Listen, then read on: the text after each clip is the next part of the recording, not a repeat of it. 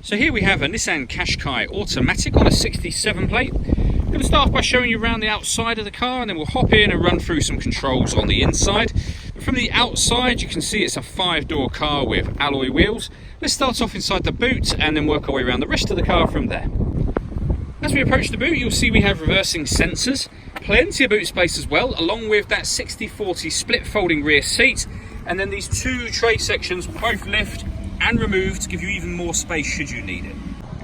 Okay, so we're just going to work our way back round to the front of the car, and then we'll hop in and run through some controls on the inside. But now that we've done a full circle of it, you can see it's in excellent condition the whole way round. Just briefly before we climb in, I think it's well worth seeing the interior from this exterior point of view. There's plenty to run through on the dashboard, so let's hop in and we'll do that right now. Okay, now that we're inside the car, we're going to start with the dials. On the left-hand side, we have the rev counter, and on the right-hand side, the speedometer and fuel gauge.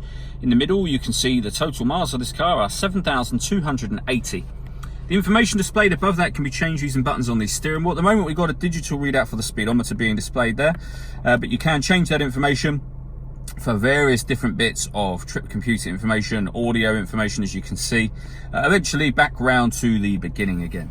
If we back out to the steering wheel, the buttons I was using just now are here. We've also got the stereo controls over that side. And then on the right-hand side, we have cruise control and speed limiter, as well as the ability to answer and end phone calls down the bottom there.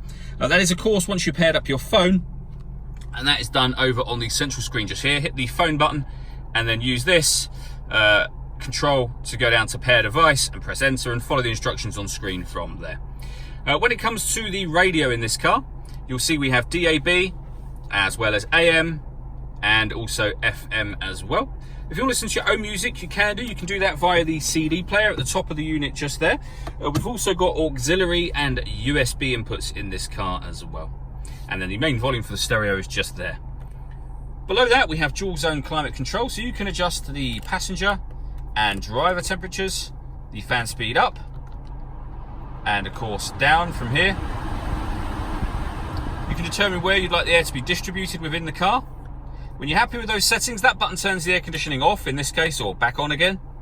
You can also then, if you want to, hit auto, and the car will take full control of the fan speed and the direction of the air to maintain those temperatures that you've asked for. And to override that, just readjust the fans yourself and put it back onto whatever manual setting you want it on. Below that, we have a 12-volt charging socket, the electronic handbrake, the fully automatic gearbox, and then inside the central armrest, a second 12-volt charging socket, as well as the auxiliary and USB inputs. All that leaves me to say is thank you for taking the time to watch this video. If you'd like to come and see the car in person and have a test drive, please feel free to call any of our MJA sites. We'd love to hear from you soon.